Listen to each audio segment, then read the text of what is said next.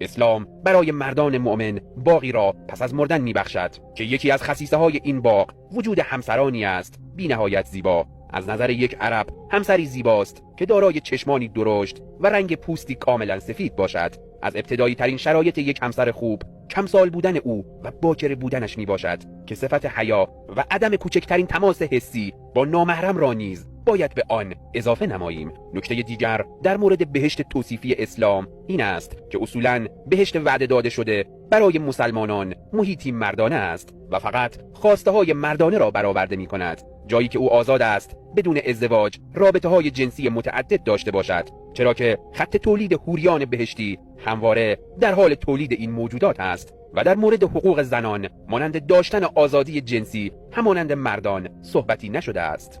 در این بهشت توصیفی هیچ گزارشی از یک کتابخانه یا مکان فرهنگی و تفریحی و ورزشی نشده. هیچ گزارشی از هیچ کدام از اینها نیست. فقط داستان خوردن و آشامیدن و رابطه جنسی با حوریان است.